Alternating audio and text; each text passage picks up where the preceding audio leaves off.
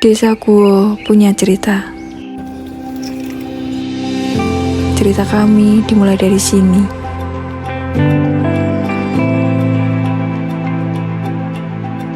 Setiap langkah dimulai dengan mimpi.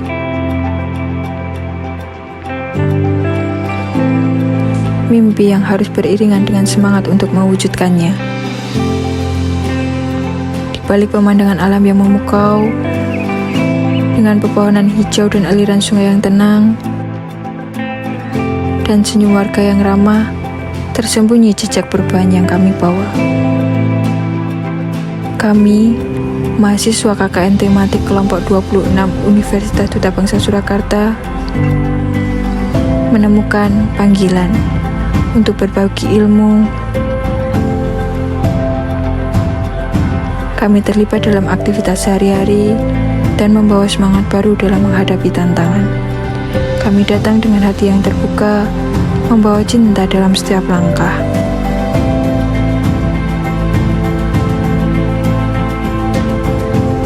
Selamat datang di Desa Guo. Desa Guo yang terletak di Kecamatan Wonosegoro, Kabupaten Boyolali, Jawa Tengah, merupakan desa perbukitan dengan mayoritas penduduk bermata pencarian di bidang pertanian dan peternakan. Jarak sekitar 60-70 km dari kota Solo, desa ini memiliki luas wilayah sekitar 1.300 hektar dan jumlah penduduk 3.448 jiwa. Terdiri atas 1.719 laki-laki dan 1.729 perempuan. Desa Guo terbagi menjadi 6 dukuh, yakni Dukuh Guo, Dukuh Kelampok, Dukuh Jatiri, Dukuh Kalitulang, Dukuh Rompelas, Dukuh Bodeh, dan juga terbagi 3 dusun, yakni Dusun Guo, Dusun Kelampok, Dusun Bodeh, yang tersebar di 29 RT dan 6 RW. Kehidupan yang harmonis dan damai menjadikan Desa Guo sebagai kampung keluarga berkualitas. Fasilitas Desa Guo bagai permata, bersinar dalam keindahan, yang meliputi kantor balai desa sebagai tempat musyawarah penuh makna. Untuk jumlah penduduk Desa Guo itu berjumlah 3.448 jiwa, yang terdiri dari 1.719 jiwa laki-laki dan 1.729 jiwa itu perempuan. Terus lagi untuk ini ya, profil desa ya. Iya. Untuk profil desa itu produk kas yang terutama yang dihasilkan di Desa Guo itu kan memang dari hasil pertanian, terutama dari palawija. Palawija itu contohnya seperti jagung, termasuk singkong, ya itulah itu yang khas dari masyarakat Desa Guo, seperti itu. Terus lagi yang mau ditanyakan, apa saja potensi keunggulan yang dimiliki oleh Desa Guo? Apakah ada produk khas atau sumber daya menjadi andalan desa? ya, potensi tadi saya sampaikan, potensi terutama hasil pertanian itu kan tanaman jagung. Terus yang lain-lainnya termasuk singkong, termasuk pisang. Nah, di sini untuk tanaman unggulan itu memang palawija jagung. Nah, jagung itu ya juga bisa dimanfaatkan sebagai makanan ringan, termasuk dibikin marneng, dibikin lain dan sebagainya seperti itu, termasuk hasil dari petani pisang itu juga untuk UMKM, termasuk keripik pisang kan itu. Terus apalagi yang perlu disampaikan, Yang ketiga, bagaimana kondisi pembangunan di Desa Nggowo saat ini? Program apa saja yang sedang dan akan dilaksanakan oleh pemerintah desa? Untuk segi pembangunan termasuk infrastruktur, itu termasuk membangun jalan usaha tani, termasuk membangun jalan usaha tani dan jalan penghubung antar desa juga ada. Nah, untuk ini kaitan infrastruktur, berhubung di Desa Nggowo itu kan termasuk banyak jalan penghubung antar desa, bahkan antar kecamatan. Jadi seolah-olah kaitan pembangunan termasuk infrastruktur itu kendalanya termasuk memang armada, karena untuk pembangunan desa itu kan ya kualitas sesuai, cuman jalan desa itu kan beda dengan dikatakan untuk pelaksanaan di jalan PU-nya, jadi gampang rusak ya karena dikatakan pembangunan di jalan desa. Kalau yang di pendidikannya Pak? Untuk pendidikan sini termasuk ada SMP, ada SD 2 tempat, SD 1 dan 2, terus ada MI juga, itu sudah berjalan dengan lancar, termasuk ada TK dan PAUD, itu juga ada di Desa Nggowo.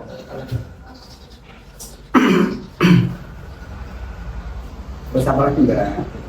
Terus apa tantangan terbesar yang dihadapi Desa Nggowo baik dari bidang ekonomi, sosial maupun lingkungan?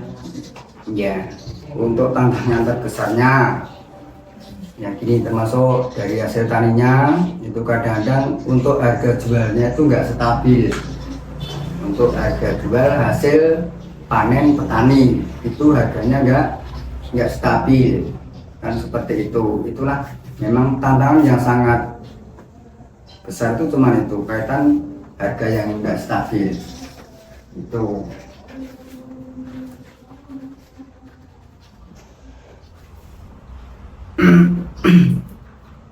Lanjut ya Pak? Ya.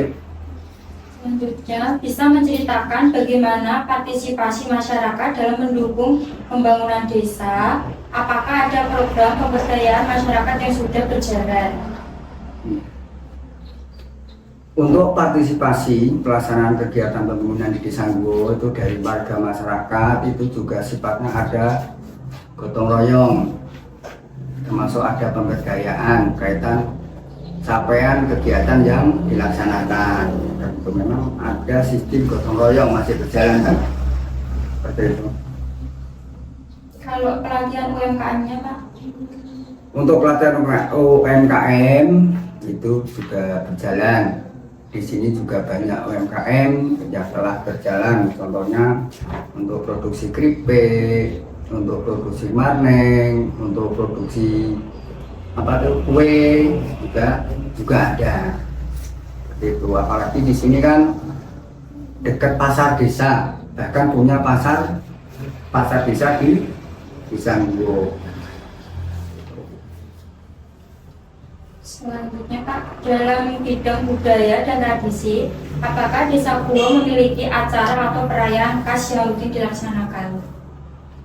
Ya, untuk kegiatan budaya itu memang masih ada tradisi-tradisi yang dilaksanakan, termasuk tradisi sedekah bumi, terus tradisi dikatakan hasil panen, untuk perayaan-perayaan hari besar itu masih ada dan masih berjalan. Itu untuk di Desa Nggowo. Untuk yang terakhir Pak, apa harapan atau visi Bapak untuk masa depan Desa Nggowo? Ya, untuk visi saya sebagai kepala Desa Nggowo, pengennya bisa untuk memajukan Desa Nggowo, bisa mensejahterakan masyarakat Desa Nggowo ke depannya. Itu aja.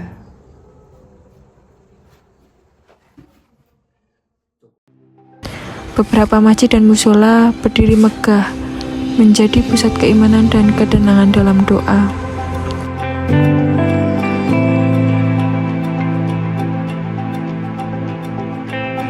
Dari sektor pendidikan, tempat mencari pengetahuan menerangi pikiran yang lapang. Desa Guo memiliki 1 SMP, yakni SMP Bhinneka Karya, 2 sekolah dasar, yakni SD Negeri 1 Guo dan SD Negeri 2 Guo, dan 1 madrasah ibtidaiyah, yakni Madrasah Ibtidaiyah Al-Ma'arif.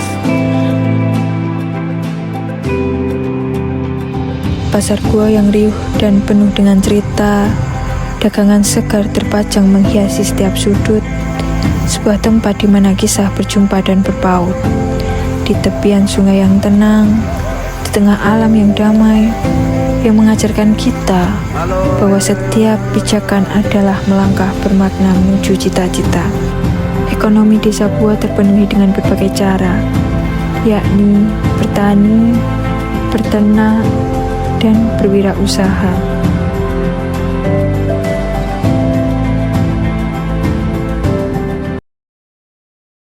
Assalamualaikum Ibu, terima kasih sudah bersedia meluangkan waktu untuk wawancara ini. Sebagai pembuka, bisakah Anda ceritakan sedikit tentang usaha yang sedang Anda jalankan? Waalaikumsalam. Oh iya Mas, ini saya bikin produksi makanan tentang keripik pisang gitu. Terus tentang serta kapan usaha yang mulai dirintis? Itu sekitar kurang lebih 13 tahun. 13 tahun. Gitu. Apa yang menginspirasi Anda untuk memulai usaha ini? Apa ada cerita khusus? Iya, di sini kan ibaratnya mayoritas kehidupannya kan sebagai petani. Nah di sini tuh banyak pisang yang melimpah, pengennya usahanya dibikin apa biar bisa diproduksi gitu. Nah itu terinspirasi dari situ, makanya kita bikin keripik pisang.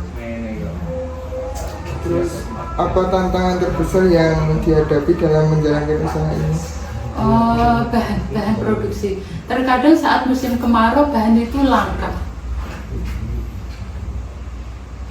Bagaimana cara Anda memasarkan produk? Apakah menggunakan media online?